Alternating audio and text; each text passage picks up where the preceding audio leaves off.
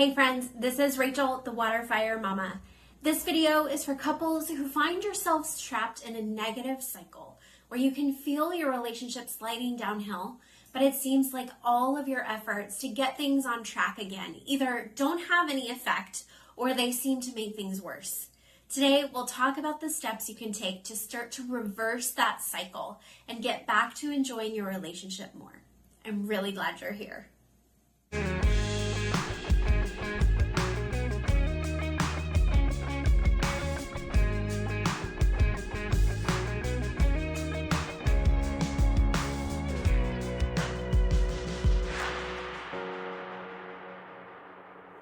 For the last several episodes, we've been deconstructing what I like to call the downward spiral. Most couples start out fine. They're humming along, helping each other feel secure, stable, confident, and capable. They share their vulnerabilities because their partner is responsible with them. They aren't perfect, but they legitimately try to soothe and encourage each other. But something happens somewhere down the road. Either we get too familiar and comfortable with each other, or we let life's demands get the better of us. In the case of families who have a child or children with special needs, the bottom can fall out of your world and throw both parents into crisis mode. Suddenly, we're fighting to keep our heads above water and all of our energy goes to survival. When I'm just trying to keep myself and my kids throughout the day, I don't have a lot of energy left to deal with my partner's vulnerability. And when I'm trying to keep my head above water like that, my partner's mistakes, carelessness, or selfishness can feel like wave after wave hitting me in the face. So I react with that adversity with behaviors that can feel good and give me relief in the moment, but are bad for my long-term well-being and the long-term well-being of my marriage. Behaviors like perfectionism and controlling, blowing up in anger or seething with resentment, materialism, burying myself in work or a hobby where I feel successful, people-pleasing, or compulsive behavior like overspending, overeating, and substance abuse. These behaviors trigger more vulnerable feelings in my partner who have their own reactions, and pretty soon we're going back and forth, lobbing missiles of contempt, criticism, defensiveness, and stonewalling at each other. Those are what relationship expert Dr. Gottman calls the 4 horsemen of the apocalypse. We continue down this spiral, trying to soothe ourselves, but really just making each other feel worse. In my previous 4 episodes in this series, I've broken down each of the 4 horsemen and their antidotes from Gottman's book, 7 Principles for Making Marriage Work. Let's run through them again so you've got an overview all in one place. First, contempt. Contempt is expressing the attitude that you are superior to your spouse intellectually, morally, or in some other way. This can look like insults, cynicism, name-calling, eye-rolling, mockery, or hostile humor. Since contempt is expressing the attitude that you're better than your partner, the antidote is to promote a better attitude by making a habit of thinking positive thoughts about your partner. That means remembering what you like about them, what attracts you to them, how they make your life better, and what you appreciate about them. Check out my video called Keeping Contempt from Wrecking Your Happiness for examples and more tips. Second, criticism. Now, we all have times when we need to communicate that we need something different from our partner.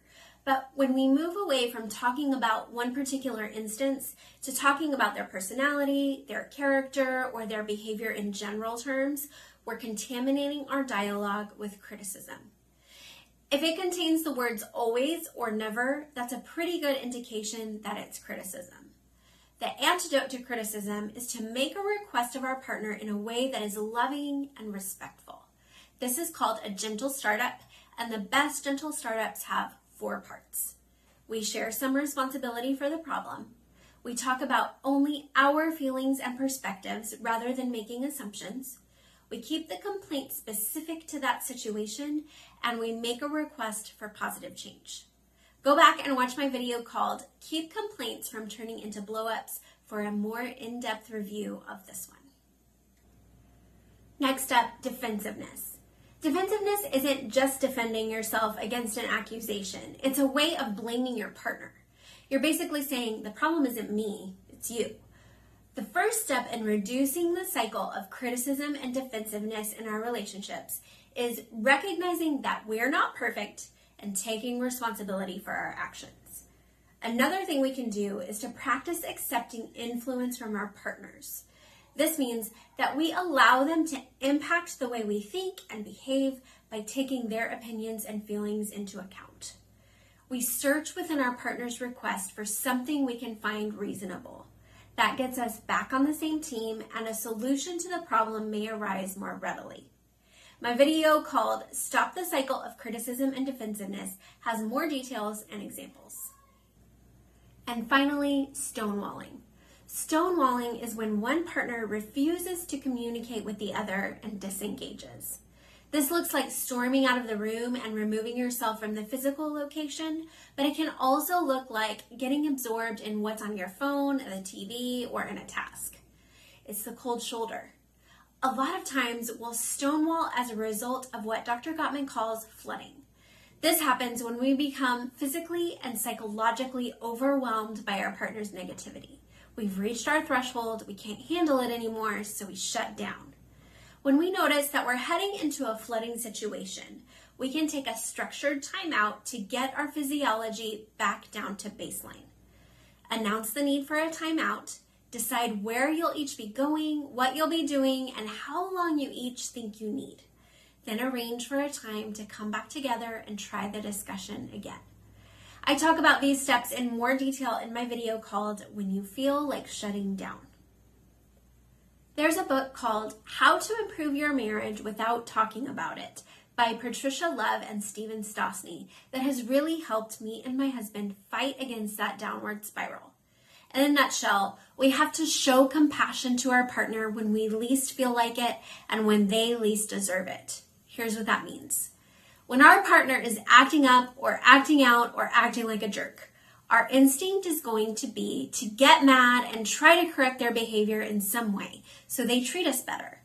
Now, we're not going to feel like it at the moment, and they don't really deserve it either. But if we can instead treat their actions like a signal that they are feeling stressed or vulnerable, and then show compassion instead of judgment, we're going to reverse that downward spiral. In order to not react and instead respond to our partner with compassion, we need to get good at soothing our own emotions. That can be difficult in periods of conflict, so it's important that we work to take care of ourselves by doing our best to get good, regular rest, nutrition, and stress management. There's a principle in dialectical behavioral therapy that tells us that our emotions are much easier to regulate when our bodies have the things that they need. We're a lot more likely to get our emotions in the driver's seat when we're hungry and tired. Outside of that, we can use our physical senses to soothe our emotions. If at all possible, step outside and take a few deep breaths, noticing how the breath feels coming into your lungs. Notice what you see, hear, and smell outside. Notice how the air feels around you. If you need some more help with regulating your emotions, check out my video called Caring for Yourself Emotionally When the Bottom Drops Out of Your World. Once we've found some success in soothing our emotions, we can choose to respond to our partner's vulnerability by soothing them. Remember, we usually act out because we're feeling vulnerable or our core needs are not getting met. Use your imagination or a little bit of detective work to uncover which of their needs are suffering. A good place for us to start is to help our partners feel appreciated, effective, connected, and secure. Beyond that, we can ask something like, hey, it seems like you're having a hard time. What can I do to help you feel better? Or, I really want to respond to you in a loving way, but I am struggling. Can you tell me what you need?